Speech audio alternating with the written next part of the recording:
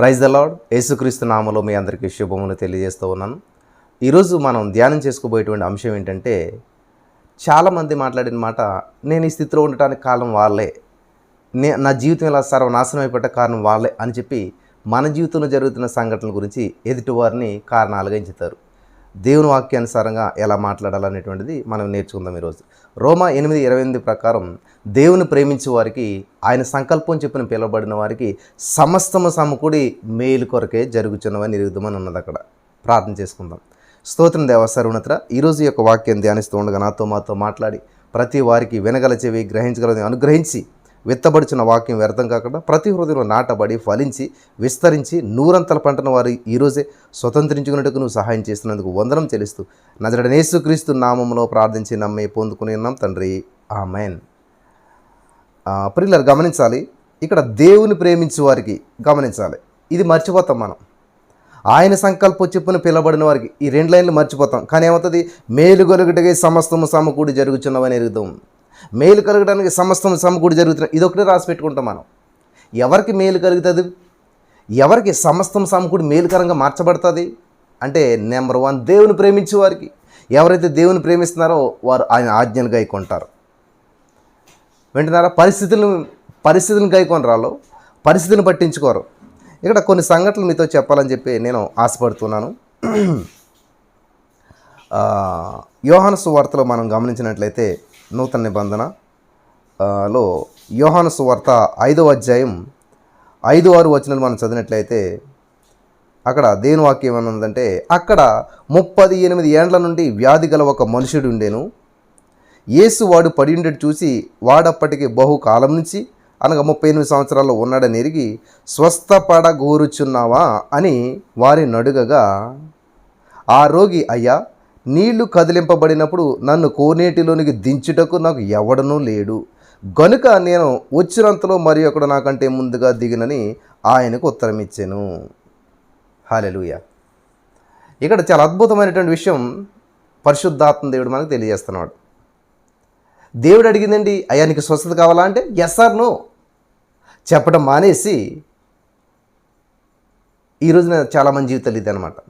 అమ్మ నీ భర్త మారాలా అంటే అది కాదు వాళ్ళకి కావాల్సింది. ఇప్పుడు నా భర్త ఇలాంటి మూర్ఖుడండి, ఇలాంటి వాడండి, అలాంటి వాడండి, అసలు ఇటువంటి వ్యక్తిని అనవసరంగా చేసుకున్నానండి, ఇటువంటి ఇంట్లోకి అనవసరంగా వచ్చానండి, ఈ ఉద్యోగం అనవసరంగా చేరానండి, ఈ నిర్ణయం అనవసరంగా ఇలాగా ఏం చేస్తారంటే, నా జీవితం సర్వనాశనం అయిపోవట కారణం వాళ్ళనండి, వీళ్ళనండి కదా. మీలో చాలామంది చెప్పేటువంటి మాట ఇది. ఇక్కడ దేవుని వాక్యం చూసినట్లయితే ఏమని ఉన్నదంటండి,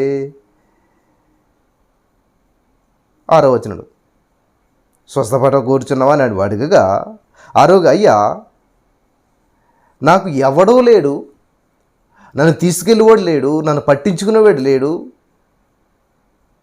అందుకనే నేను ఇలాగ ఉన్నాను. 35 సంవత్సరాలు బట్టి ఇక్కడ ఉండిపోయిన కారణం ఏంటి తెలుసా? నా లోపమేమీ లేదు, నన్ను ఎవరు తీసుకెళ్తలేదు కాబట్టి, నన్ను ఎవరు పట్టించుకోవట్లేదు కాబట్టి. వింటున్నారా? నన్ను ఎవరు ఏమన్నాడండి ఆయన? ఎవడో లేడు గనుక ఏంటండి, కోనేటిలో దించుటకు.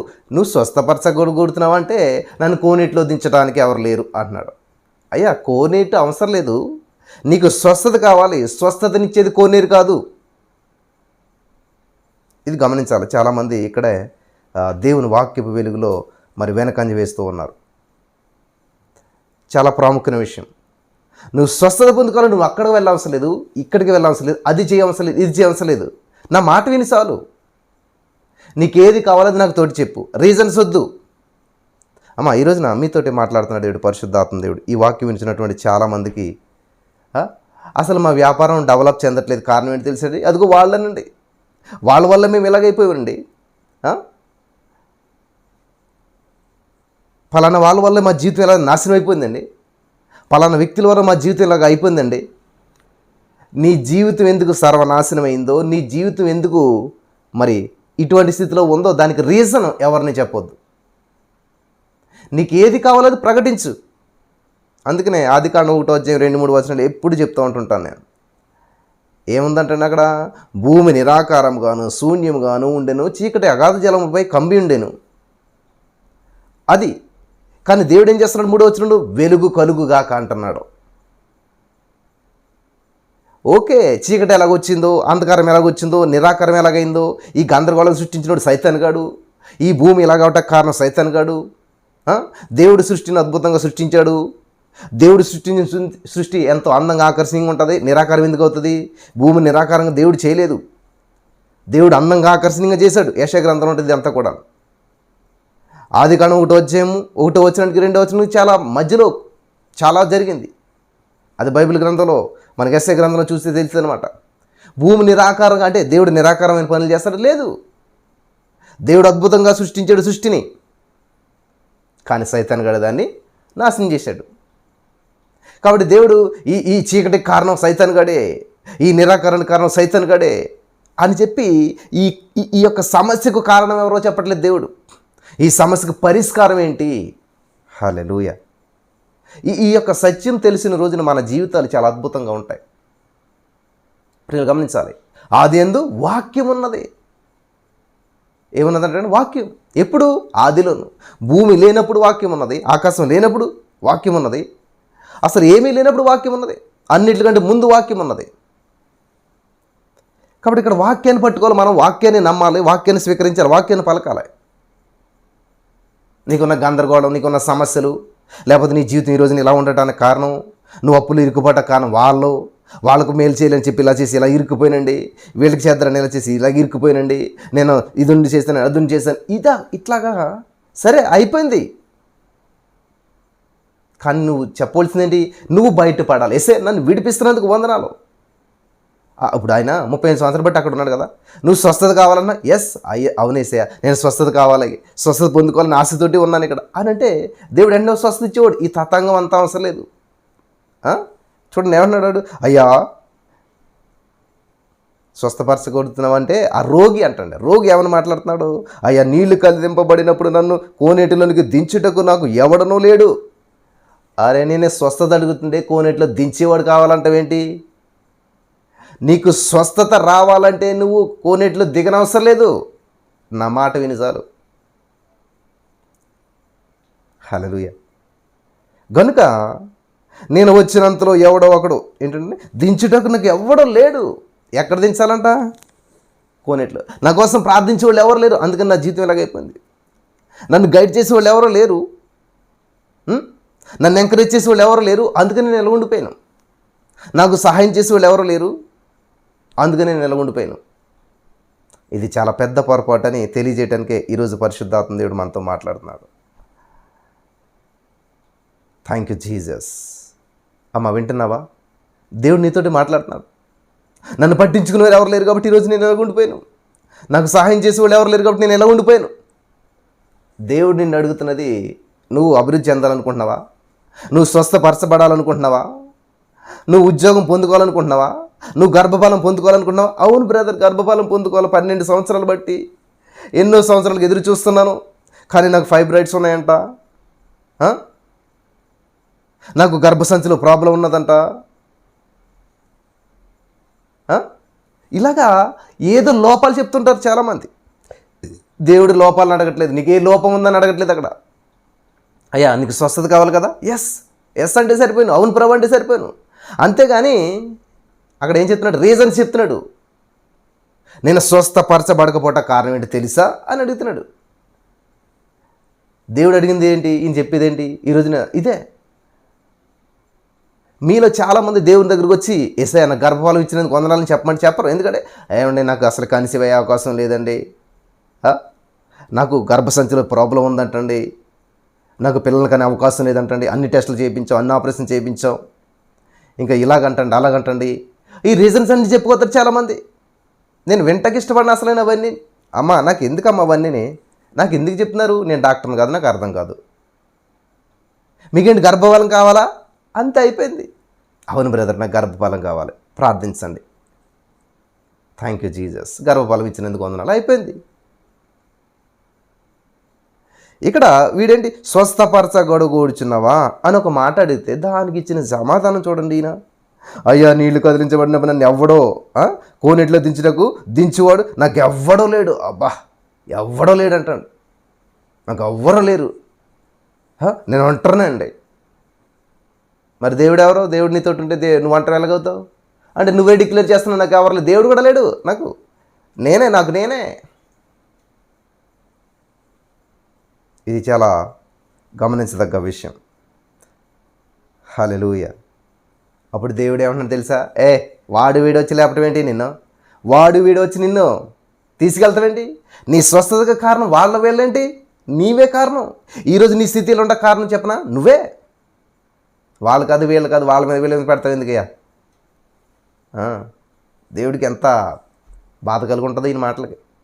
ఈరోజు మీరు అన్ని మాటలకి అదే బాధ కలుగుతుంది అనమాట. ఏమంటే నా భర్తలో లోపం ఉందండి, నాలో ఏం లోపం లేదండి, అందుకు నేను కన్సీవ్ అవ్వట్లేదు. చాలామంది చూడండి, ఎగ్జామ్ ఫెయిల్ అయిపోయారు అనుకోండి, ఎగ్జామ్ బాగా రాలేదనుకోండి, ఏమంటారు? పేపర్ చాలా కష్టంగా ఇచ్చాడు, అంతేగా నీటి ప్రిపరేషన్ లేదు, నేను సరిగ్గా ప్రిపేర్ అవ్వలేదని ఒప్పుకోడు. పేపర్ చాలా కష్టంగా ఉంది, అవుట్ ఆఫ్ సిలబస్ ఇచ్చాడు. అబ్బో, ఎంత తెలివైనటువంటి వాళ్ళు. ఏదైనా యాక్సిడెంట్ అయింది అనుకోండి, అవతలుడు వేగంగా వచ్చేసాడు, అవతలుడు రాంగ్ రూట్లో వచ్చాడు, అంతే. నీ లిమిట్లో నువ్వు లేవు, నువ్వు మాత్రం స్పీడ్గా వెళ్ళలేదు, నువ్వు సరిగ్గా నీ తప్పేం లేదు. చూసారా? మనిషి ఎప్పుడు కూడా తప్పు ఒప్పుకోవడం, ఎదుటి వాళ్ళ మీదకి తోచేస్తుంటుంటాడు. కానీ దేవుడు దాన్ని ఇష్టపడతలేదు ప్రియుల. తప్పు అయినా సరే, నీ జీవితం అలా సర్వనాశనం అయిపోయే కారణం ఎవరైనా సరే, దేవుడు ఆ కారణాన్ని అడగట్లేదు. సర్వనాశనం నుంచి సర్వ సమృద్ధిలోకి రావాలనుకుంటున్నావా? నీ జీవితం అక్కడే ఉండిపోయిందా, ఆగిపోయిందా, ముందుకు వెళ్ళాలనుకుంటున్నావా అని అడుగుతున్న దేవుడు ఎస్ అని చెప్తే సరిపోద్ది. కానీ ఆడు ఏం చెప్తున్నాడు? 38 సంవత్సరాలు బట్టి పాతికిపోయాడు కదా సమస్యలను, 38 సంవత్సరాలు బట్టి అక్కడే ఉండిపోయాడు కదా. ఈ రోజున ఈ మాటలు వింటున్న మీ జీవితంలో కూడా ఇటువంటి పరిస్థితులు ఎదురవుతున్నాయని చెప్పి నాకు అర్థమవుతుంది. ఖచ్చితంగా ఇలాగనే ఉన్నారు చాలామంది. ఎంతో కాలంగా ప్రార్థన చేస్తున్నారు, అప్పు నుంచి బయటపడతలేదు. ఎంతో కాలంగా ప్రార్థన చేస్తున్నారు, సమస్య నుంచి బయటపడతలేదు, ఆ రోగం నుంచి బయటపడలేదు, ఆ గుడ్రతనం నుంచి బయటపడలేదు, ఆ నిరుద్యోగం నుంచి బయటపడలేదు. ఎన్నో ప్రయత్నాలు చేసి విఫలమైపోయారు. కారణం ఏంటి తెలుసా? నువ్వు సక్సెస్ అవ్వకపోవటానికి కారణం ఏంటి తెలుసా? ఎదుటి వాళ్ళని చూపిస్తూ ఉన్నావు. నీ విజయం పొందుకోపోవటానికి కారణం ఏంటి తెలుసా? నువ్వు వాళ్ళని నేను చూపిస్తున్నావు. నాకు సరిగ్గా చదువుకునే అవకాశం లేదండి, లేకపోతేనా నేను ఎంత ముందుకెళ్ళిపోతున్నా తెలుసండి.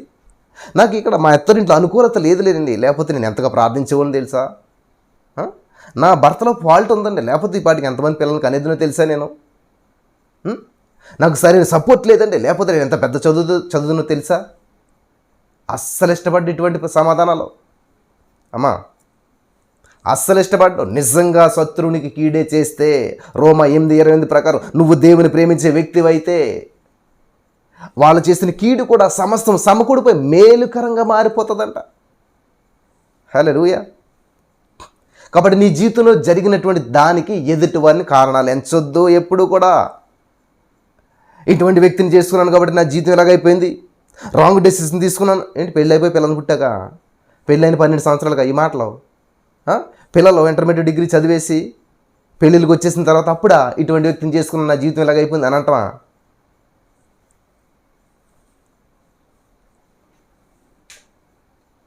కాబట్టి ఈ రోజున చాలామంది జీవితాల్లో జరుగుతున్నటువంటి మాట్లాడుతున్న మాటలు ఇలాగే ఉన్నాయి. నిజంగా రోమా 8:28 పట్టుకున్నట్లయితే సమస్తము అదేదని సరే సమకూడి మేలుకరంగా మార్చే దేవుడు నాకు ఉన్నాడు, మేలుకరంగా చేసే దేవుడు నాకున్నాడు. హల్లెలూయా. కాబట్టి ఏంటంటే ఈయనంటండి స్వస్థపరచబడకపోవట కారణం అంట ఎవడో లేడంట, ఎవడో సాయం చేయట్లేదంట, లోపమైంది కదంట. ఒక సామెత ఉంటుంది, మీరు ముందుకెళ్ళటం మాత్రం మానేసేయద్దు, కుదిరితే పరిగెట్టండి, లేకపోతే కనీసం నడవండి. కుదిరితే నడవండి, లేకపోతే పాకుతూనైనా వెళ్ళండి. పిల్లలు గమనించాలి, పాకటం కూడా కుదరకపోతే దొల్లుతూనైనా వెళ్ళండి, కానీ మాత్రం ముందుకు వెళ్ళండి. అక్కడే ఆగిపోద్దు, ఉన్న చోటనే ఉండిపోద్దు. హల్లెలూయా. నీకు దమ్ముందా రన్నింగ్ చేయి. అమ్మో నాకు ఓపిక లేదు బ్రదర్ అంటే వాకింగ్ చేయి. అంతకన్నా నాకు అసలు ఓపిక, నేను నడవలేను కూడానంటే ఏం చేయాలి? పాకుతా వెళ్ళు. అమ్మో నేను అసలు పాకలేనంటే దేకుతా వెళ్ళు. అది కూడా లేదంటే ద్రొల్లుతా వెళ్ళు. ఏదో విధంగా వెళ్ళు. నిజంగా వాడు ఆ పరుపు మీద నుంచి సరే ఎవడో తీసుకెళ్తారు, దొల్లుతా వెళ్ళిన 38 సంవత్సరాల్లో కనీసం దొల్లుతా అక్కడికి వెళ్ళి కూర్చున్నా 1 సంవత్సరానికైనా వెళ్తురు కదా. అసలు ప్రయత్నం ఏముంది అక్కడ? ప్రయత్నం ఏమీ లేదు. వాడి జీవితంలో అద్భుతం జరగకపోవటానికి కారణం వాడు కాదంట, ఈ రోజున ఈ మాటలు వింటున్నటువంటి మీలో మీ చాలామందితో దేవుడు మాట్లాడుతున్నాడు. మేము అభివృద్ధి చెందకపోవడం కారణం తెలిసి మాకు ఎవరు లేదండి, మా పేరెంట్స్ సపోర్ట్ లేదండి, మా అమ్మగారు మమ్మల్ని పట్టించుకోరండి, లేకపోతే మా అత్తోరికి ఏమీ లేదండి, మా ఆయనకు ఉద్యోగం లేదండి. ఇది కాదు, నీకు ఆశ లేదు, ఆశపడే ప్రాణం దేవుడు తృప్తిపరుస్తాడు.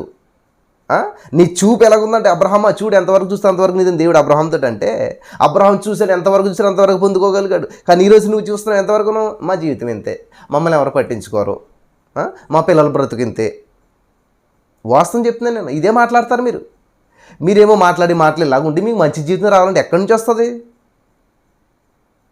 మీరేమో ఇది చూస్తూ ఏది ఇంతేమో బ్రతుకని చూస్తూ కానీ ఎంతో అవ్వాలనుకుంటారు, ఎక్కడవుతారు? ఇంపాసిబుల్.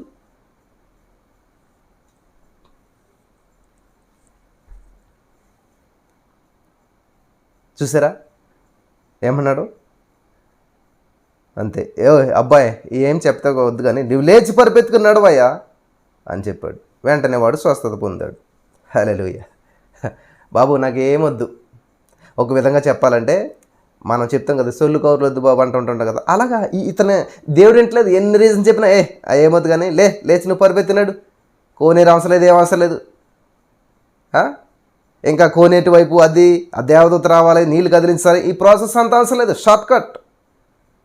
యేసుక్రీస్తు ప్రభు దగ్గర ఉన్న శిష్యుడు దొంగ, దేవా నన్ను జ్ఞాపకం చేసుకున్న వెంటనే సరే వచ్చేసే పరలోక రాజ్యం, నువ్వు నమ్మాలి, బాప్తిసం పొందాలి, ఇదంతా ప్రాసెస్ అక్కడ లేదు.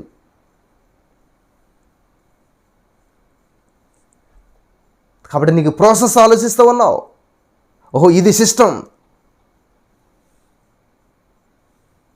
చాలామంది భలే లోపాలు చూస్తూ ఉంటుంటారు.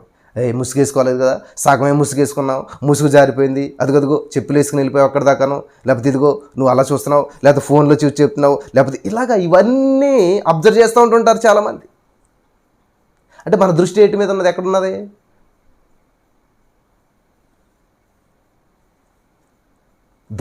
దొంగతనం చేశాడు, తప్పు చేశాడు, యేసుక్రీస్తు ప్రభు పక్కన ఉంటే ప్రభా బుద్ధి నది నీకు అసలని పరలోక రాజ్యం తీసుకెళ్ళాలా నిన్ను, అసలు నువ్వు ఎటువంటి పరిస్థితులు ఇక్కడ వచ్చావు తెలుసా, నువ్వు ఎన్ని తప్పులు చేసావు తెలుసా అన్నాడా దేవుడు అక్కడ? అసలు నీ బతికేంటో తెలుసా?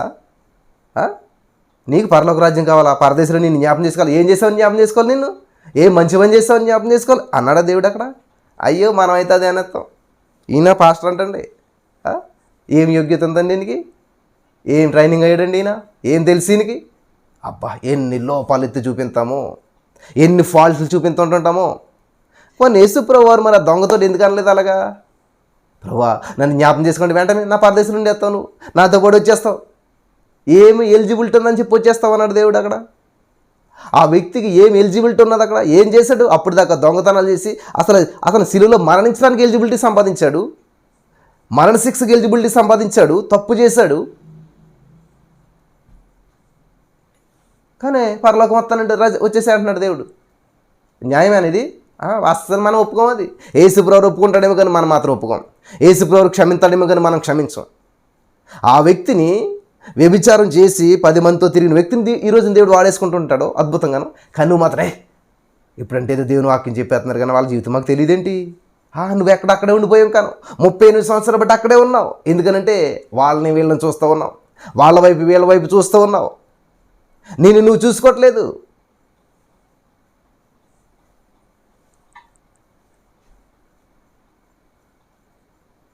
గమనించాలి, విమర్శించే వాళ్ళు గొప్పోళ్ళు అయినట్టు చరిత్రలో ఎక్కడా లేదు, విమర్శించబడిన వారు గొప్పోళ్ళు అయినట్టు చరిత్రలో ఉంది. మరి మంచి పని చేయకుండా మనకి ఎందుకు వచ్చిందంటారా చెడ్డ అంతాను? వాళ్ళలో తప్పు ఉంది, వీళ్ళలో తప్పు ఉంది, వాళ్ళు ఇలాగా వీళ్ళు ఇలాగ అంటే ఎందుకంటారు?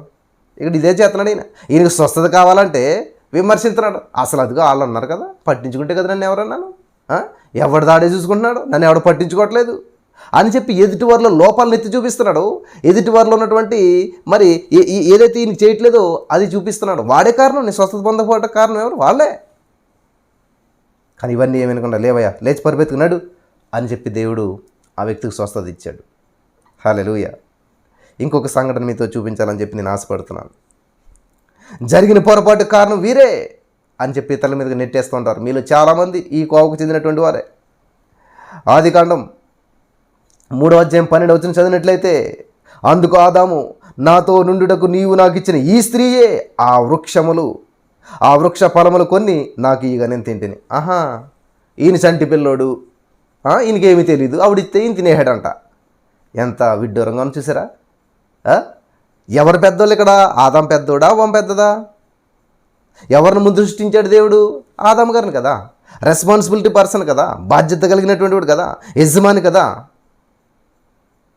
ఏంది ఆదాం నువ్వు చేసిందేంటి అంటే, ఇంట్లో చిన్నోళ్ళు తప్పు చేసి చిన్నోళ్ళని అడుగు, పెద్దోళ్ళని అడుగుతాం మనం. ఇక్కడ పెద్దోడు ఎవడు? ఇంటికి పెద్ద ఎవరు? ఆదాం గారు. దేవుడు వచ్చి ఏంటి ఆదాం ఇది ఏంటి అని అడుగుతుంటే, నువ్వే తప్పు చేసావు. ఎవరు? దేవుడు తప్పు చేశాడంట. నేను తప్పు చేశాను ప్రభు అని ఆదాం ఒప్పుకోవట్లేదు. ఆదాం జీవితంలో జరిగినటువంటి దానికి ఆదాం బాధ్యత వహించట్లేదు. ఏమంటున్నాడు? నాకేం తెలుసు, నాదేం కాదు. చూడండి ఆదాం గారి సమాధానం ఎలా ఉంది. నీవు దిగంబరిగా ఉండేటువంటి నీకు తెలిసి నీవు తినకూడదని చెప్పి నేను నీకు ఆజ్ఞాపించిన వృక్షఫలం తింటివా అని అడిగితే, తిన్నాను ప్రభు అని క్షమించంటే అయిపోయింది అక్కడ. అతిక్రమలు దాచిపెట్టేవాడు వర్దలడు, వాడిని ఒప్పుకుని విడిచిపెట్టేవాడు కనికరం పొందును అని దేవుని వాక్యం సెలవిస్తుంటే, ఈయన ఏం చేస్తున్నాడంటండి? తిన్నాను అని ఒప్పుకోవట్లేదు. అసలు ఆ మాటే రావట్లేదు. ఏమంటున్నాడు? నాతో ఉండుటకు నీవు నాకు ఇచ్చినట్టు ఈ స్త్రీయే ఆ వృక్ష ఫలములు కొన్ని నాకు ఇయ్యగా నేను తింటున్నా. నేను తిన్నావంటే తిన్నాను, అయిపోయింది కదా. నీ ముక్కు ఎక్కడుందిరా బాబు అంటే ఇలా గిరగిరగిర తిప్పి చూపించినట్టుగాను ఇక్కడ చివరిగా ఏమన్నాడు? తిన్నాను అన్నాడు. కానీ నా తప్పేమీ లేదు, తిన్నాను కరెక్టే. నేను ఎందుకు తిన్నాను తెలుసా? ఎలా తిన్నాను తెలుసా? ఎంత తెలివ చూసారా? ఎక్స్ప్లెనేషన్ ఇస్తారన్నమాట. చాలామంది చూడ, దొంగతనం ఎందుకు చేశారా, లేకపోతే ఈ తప్పు ఎందుకు చేసావు, ఈ విషయంలో చాలామంది చెప్తారు. అన్న పలానా వ్యక్తిని నమ్మనన్న, ఇటువంటి పరిస్థితి ఏర్పడిందన్న, కన్సీవ్ అయిపోయానన్నా, లేకపోతే ఈ సమస్య వచ్చిందన్న. అదేంటమ్మా అంటే, నమ్మేశానన్న, చెల్లి పెళ్లి చేసుకుంటాడు అనుకున్నానన్న, ఇటువంటి పరిస్థితి అన్న. అమ్మ జాగ్రత్త గమనించాలి. ఇప్పుడు తప్పెవరిది ఇక్కడ? ఆదాందేనా? ఒప్పుకోవాలా? తప్పు చేశామని ఒప్పుకోవాలా? ఇదే చాలామంది మాట్లాడేటువంటి మాటలు.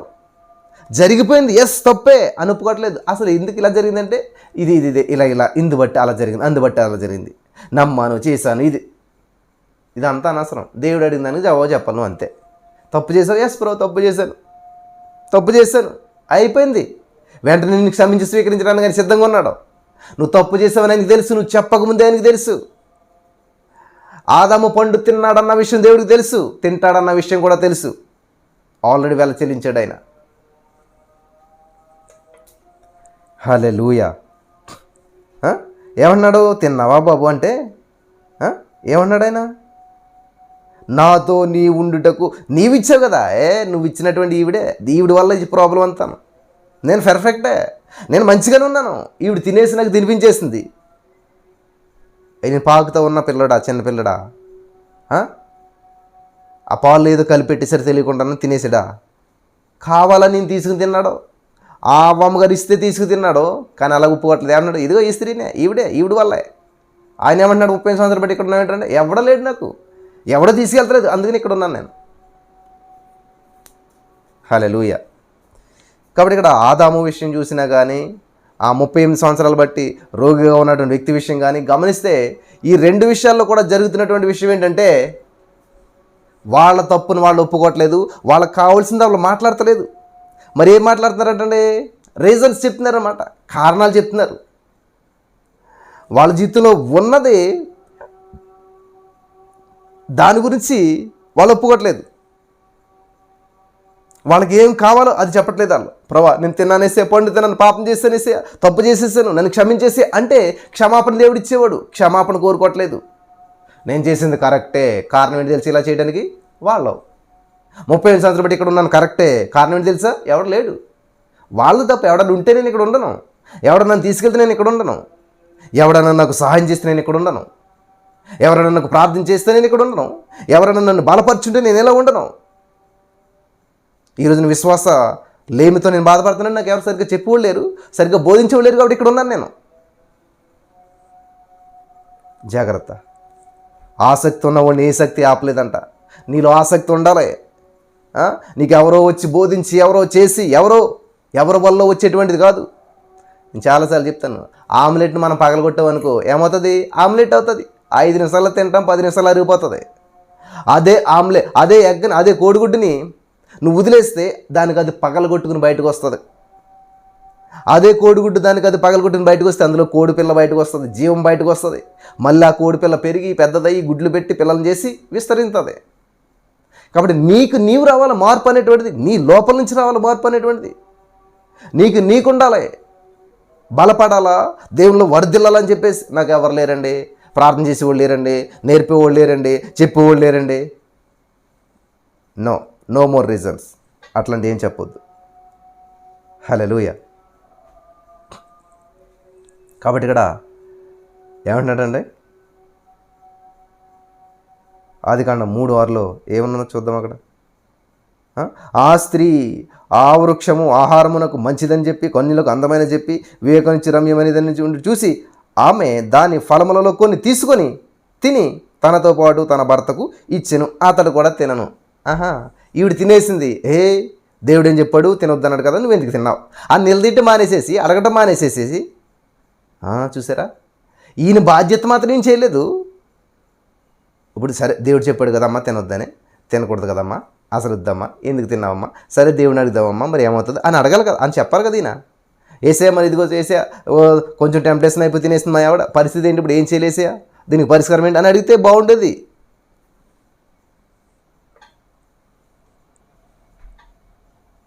మరి తెలిసి తిన్నాడా, తెలియకపోతే తిన్నాడా, ఆయన పండు ఎందుకు తిన్నాడో, మోసం చేసిందా అవ్వమ్మ గారు? అపోస్తలుడైన పౌలు గారు చెప్తాడు ఈ విషయం. అపోస్తలుడైన పౌలు గారికి ఆదాం గారికి సంబంధం ఉందా? ఉంటుందా? ఆత్మలోకులందరికీ సంబంధం ఉంటుంది, మనకి తెలీదు సంబంధం ఉందని. అపోస్తలుడైన పౌలు గారు తిమోతికి చెప్తున్నాడు అనమాట. హలో తిమోతి, నీకు ఈ విషయం తెలుసా? 1 తిమోతి 2:14 చెప్తున్నాడు ఆ విషయం. ఏమని? ఆదాము మోసపరచబడలేదు. మరి దేవుడితో ఏం చెప్తున్నాడు? నన్ను మోసం చేసేసింది ఏసయ్యా, నువ్వు ఇచ్చిన స్త్రీయే నన్ను మోసం చేసేసింది. ఆదాము మోసపరచబడలేదు కానీ స్త్రీ మోసపరచబడి అపరాధములో పడెను. ఆదాము గారు మోసపరచబడలేదంటే కావాలనే తిన్నాడు పండు, కానీ కారణాలు వేరేగా చెప్తున్నాడు. చూసారా ప్రియులారా, దేవునికి స్తోత్రం కలుగును గాక. హల్లెలూయా.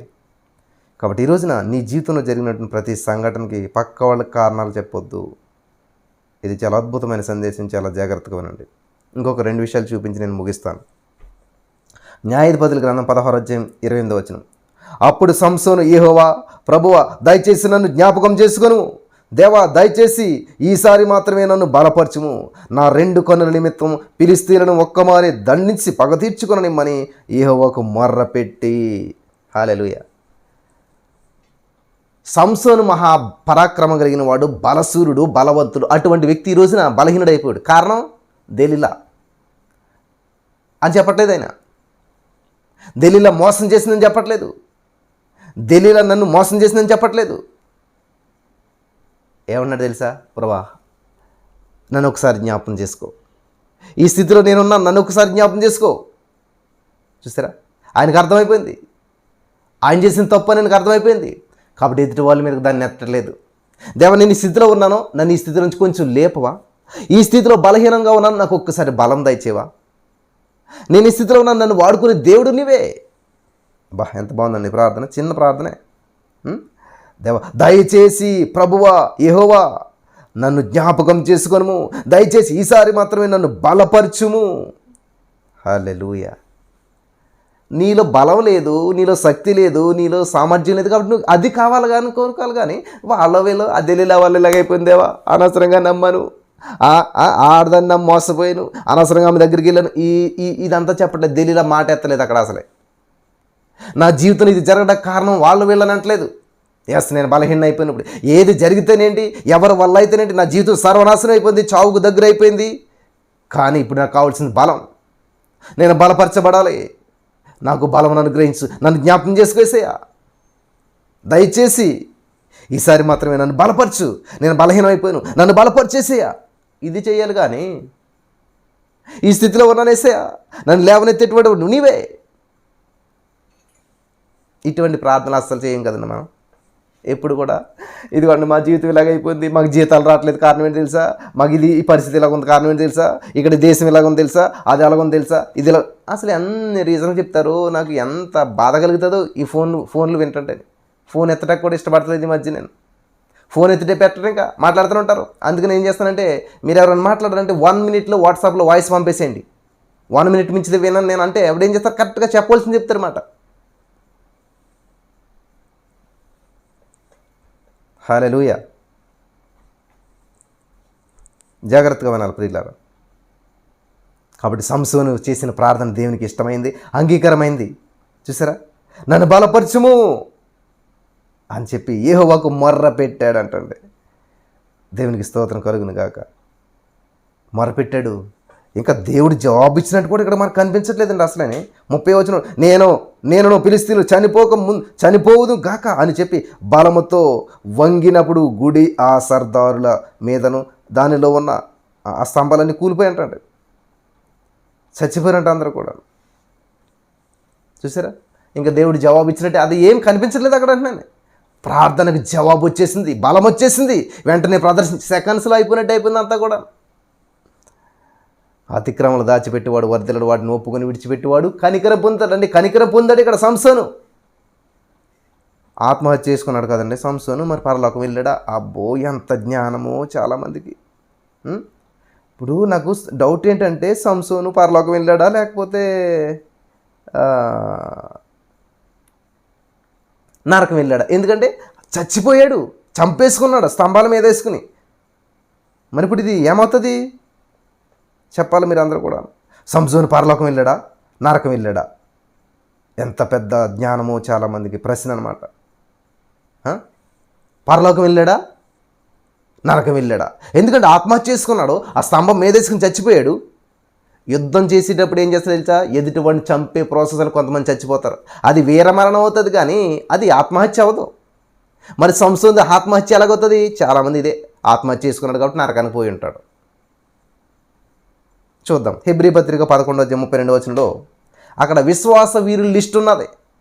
మీరు చాలామంది పేర్లు ఉంటే చదువుకోండి. అక్కడ గిద్యోను, బారాకు, సంసోను, యెఫ్తా, దావీదు, సమూయేలు. దావీదు సమూయేలుతో పాటు సంసోను పేరు కూడా ఉన్నది. ఎక్కడ? విశ్వాస లిస్టులో. కాబట్టి ఇప్పుడు ఈయన ఎవరో విశ్వాస వీరుడు, అంతేగాని ఆత్మహత్య చేసుకున్నటువంటి వాడు కాదు. ఈయన మాత్రం పరలోక లిస్టులో పెట్టుకున్నాడు దేవుడు ఈయన తీసుకెళ్ళి. మనం మాత్రం నరకానికి పోయాడు సంసోను, ఆత్మహత్య చేసుకున్నాడు.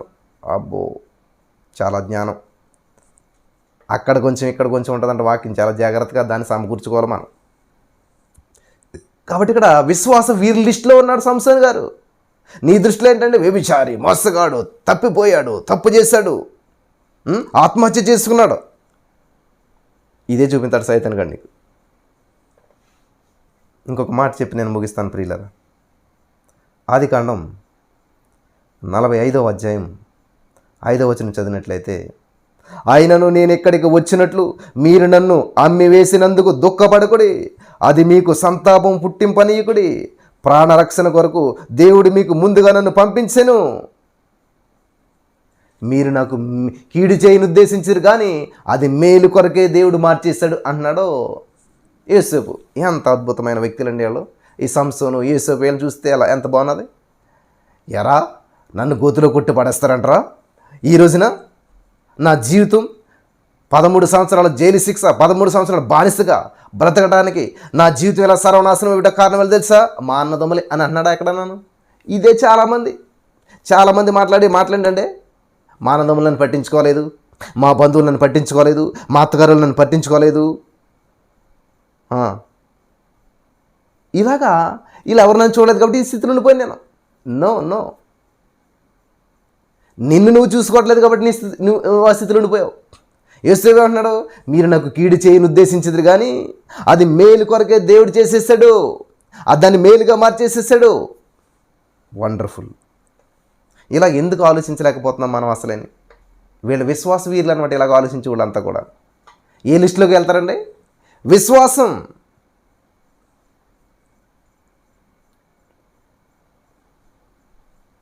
Thank you Jesus. నీతిమంతుడు విశ్వాసం మూలంగా జీవిస్తాడు.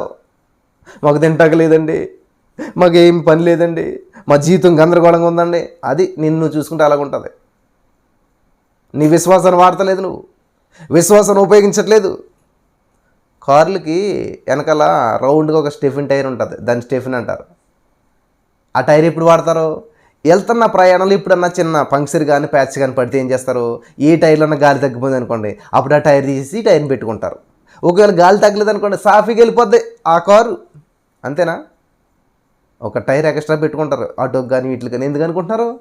ఎక్కడన్నా అవసరం అవుతుందేమో. అలాగా విశ్వాసం ఒక స్టీఫిన్ టైర్లాగా వెనకాల వేసుకుని వెళ్తారు చాలామంది.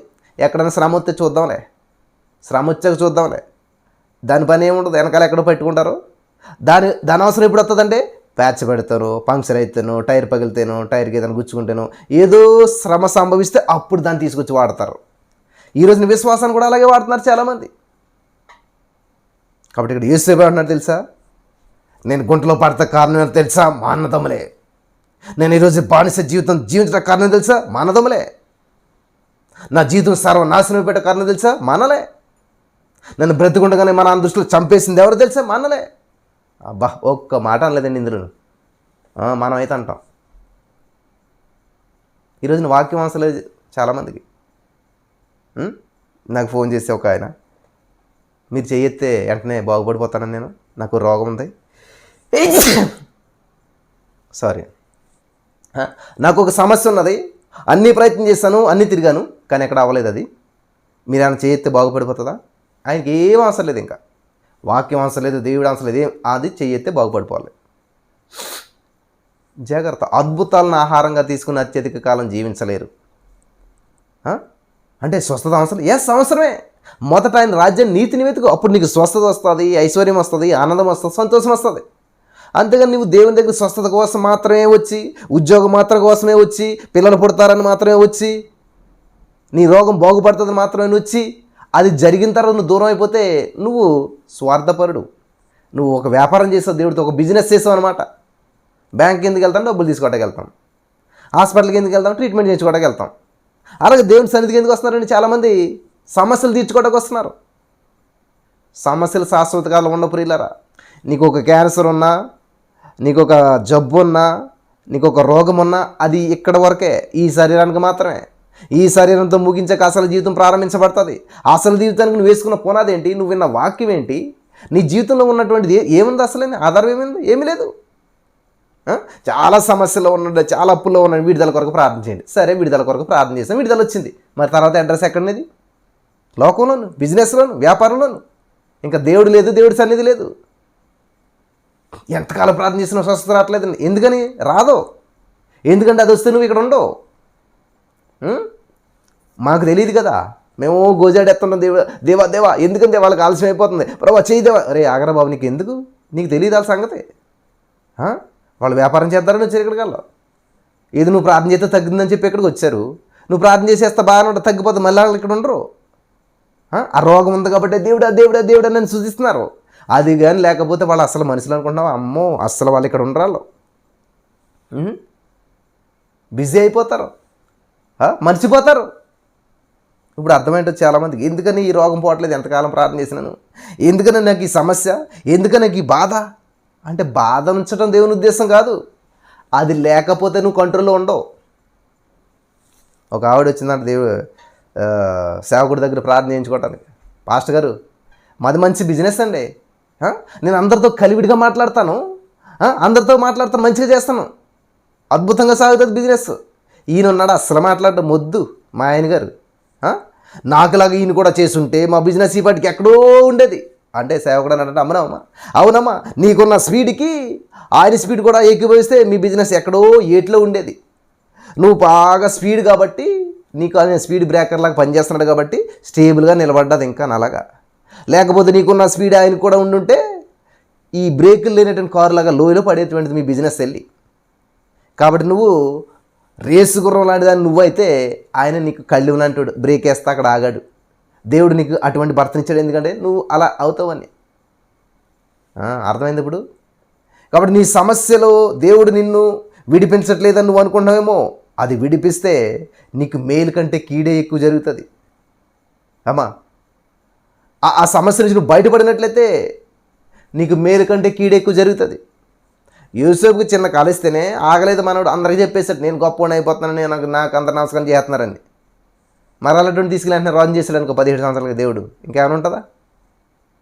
బాబు నీకు ఏదన్నా ఇస్తే నువ్వు కంగారు ఆగట్లేదు, కొంచెం ఆగు, ఓపిక పట్టు, నేను చేస్తాను, నీకు ఇప్పుడు కాదు, కొంచెం ఓపిక పట్టు, అనుభవం తెచ్చుకో, ఎక్స్పీరియన్స్ తెచ్చుకో, నలుగు అని 17 సంవత్సరాలు 17వ సంవత్సరం నుంచి 13 సంవత్సరం వరకు దేవుడు ఏం చేశాడు? యూసుఫ్ని నలగొట్టాడు. బానిస జీవితం ఎలాగ ఉంటుంది, బంధకాలు ఎలాగ ఉంటుంది, సమస్యలు ఎలాగ ఉంటాయి, నింద ఎలాగ ఉంటుంది, అవమానం ఎలాగ ఉంటుంది, తిండి లేకపోతే పరిస్థితి ఎలాగ ఉంటుంది, ఇవన్నీ నేర్పించి అన్ని ట్రైనింగ్ అయ్యాక అప్పుడు తీసుకెళ్ళి సింహాసనం మీద పెట్టాడు. ఇంకా అప్పుడు మనోడు దాన్ని ఏం చేస్తాడు? అనుభవంతో వచ్చింది కదా, దాన్ని ఎలా నిలబెట్టుకోవాలో తెలిసిపోయింది కదా, అప్పుడు కోల్పడదాన్ని. చాలామంది అంటారు, బ్రదర్ ఇంతకాలం ఎక్కడున్నారు బ్రదర్ మీరు, అసలు ఇలాంటి ప్రార్థన మాకు ఎవరో చెప్పలేదు, ఇంతకాలం అడుక్కుంటున్నాం తప్ప నమ్మి పొందుకున్నాం అనే విషయం మాకు తెలియదు, మీరు వచ్చే వరకును. ఇంతకాలం ఎక్కడున్నారు? ఇంతకాలం నేను గోతులో ఉన్నాను, జైల్లో ఉన్నాను, బంధకాల్లో ఉన్నాను, సమస్యలు కూడా నడుస్తూ వచ్చాను. అనుభవాలు నేర్పించాడు దేవుడు. అనేక సమస్యలు ఎదుర్కొంటే అనేక మనుషులు మనస్తత్వాలు, ఎటువంటి మనుషులు ఉంటారు, ఎటువంటి వారు ఉంటారు, మేలు పొంది కీడు ఎలా చేస్తారు, మన ద్వారా ఆశీర్వించబడి మన మీద నిందలు లాగేస్తారు. ఇవన్నీ కూడా ఎదుర్కొని రావాలంటే టైం పడుతుంది. అదొక ట్రైనింగ్ పీరియడ్, అదొక ప్రాసెస్. హల్లెలూయా. పిల్లడు పుట్టాక ఇంతకాలం ఎక్కడ ఉన్నారంటే ఏమంటాడు? మా తల్లి కడుపులో ఉన్నాను అంటాడు, అంతే కదా. అలాగా దేవుడు మనల్ని ఒక ప్రాసెస్ గుండా నడిపిస్తాడు. అవన్నీ అనుభవాలుగా అనమాట. అలాగని చెప్పి క్యాన్సర్ నోళ్ళ బాధ నీకు తెలియని చెప్పి క్యాన్సర్ రప్పించాడు దేవుడు. ప్రతిదీ అనుభవం గుండా నడిపిస్తాడు దేవుడు అని చెప్పేసి వాళ్ళకి ఆ యొక్క అనుభవం ఉంది కదా, ఆ సమస్య ఉంది కదా, సమస్య తెలియాలంటే దాని గుండా దేవుడు నిన్ను నడిపిస్తాడు. ప్రతి దాని గుండా దేవుడు నిన్ను నడిపించేసేసాడు. చాలామంది ఇలాగ అనుకుంటారు అన్నమాట, నాకు ఎందుకు జ్వరం ఇచ్చాడు తెలుసా దేవుడు, రేపన్నా ఎవరైనా జ్వరంతో వచ్చి బాధపడుతున్నారు అనుకో, ఆ బాధ నాకు తెలియదు కాబట్టి దేవుడు నాకు జ్వరం ఇచ్చాడు. దేవుడు నీకు జ్వరం ఇవ్వలేదు.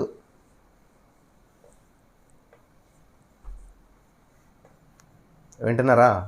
దేవుడిచ్చే ట్రైనింగ్ వేరుంటుంది. హల్లెలూయా. బలపరచబడ్డారని నమ్ముతున్నాను. ఇక్కడితో ఈ యొక్క వాక్యాన్ని ముగిస్తున్నాను. కాబట్టి నీ జీవితంలో జరిగిన పొరపాటుకు కారణం వాళ్ళు వీళ్ళు అని చెప్పి ఇతరుల మీదకి నేరం నెట్టొద్దు. ఏదేమైనా సరే, నువ్వే స్థితిలో ఉన్నా సరే, ప్రభా నన్ను విడిపించేవాడు నీవే, ఈ స్థితిలో నుంచి నన్ను లేవనెత్తివాడు నీవే అని దేవునికి నీకు మధ్యలో ఎవరిని రానివ్వకో. నన్ను లేపేవాడు నీవే, నన్ను బలపరిచేవాడు నీవే, నాకు బలం ఇచ్చినందుకు సంస్థను వల్లే ప్రార్థించు, యేసు వల్లే మాట్లాడు. నీ జీవితం ఉన్నతంగా, ఆశీర్వాదకరంగా, అనేక మందికి దీవెనకరంగా ఉంటుంది. హల్లెలూయా. అటువంటి భాగ్యం మాటలు వారికి దేవుడు అనుగ్రహించును గాక.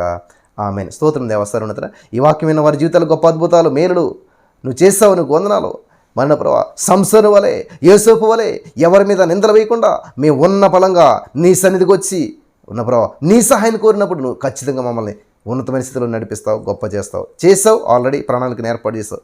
ఈ వాక్యం విన్న వారి జీవితాలు ఊహించిన గొప్ప కార్యాలు చేసి సమస్త మహిమ ఘనత ప్రభావాలు మీరు తెచ్చుకుంటున్నందుకు వందనం తెలుస్తూ, ఈరోజు ఎవరైతే నిర్ణయం తీసుకున్నారో ఇక నుంచి నా గురించి, నా జీవితం గురించి, నేనున్నటువంటి స్థితి గురించి ఎవరిని నిందించను, ఎవరి మీద నిందలు వేయను. ఇక నుంచి నేను ఎలా పైకి రావాలి, ఇక నుంచి నేను ఎలా అభివృద్ధి చెందాలి, అది నువ్వే ప్రభు అని చెప్పి దేవుని వైపు చూస్తూ నా జీవితం ముందుకు వెళ్తాను, నేను నా జీవితం అభివృద్ధి పొందిన వ్యక్తిగా నేను ఉంటాను అనేటువంటి నిర్ణయం తీసుకున్నారో స్థిరపరచండి, బలపరచండి, విశ్వాసంలో అనేక మందికి దీవెనకరంగా చేయమని యేసుక్రీస్తు నామములో ప్రార్థించి నమ్మి పొందుకుని నామం పరమ తండ్రి. ఆమేన్.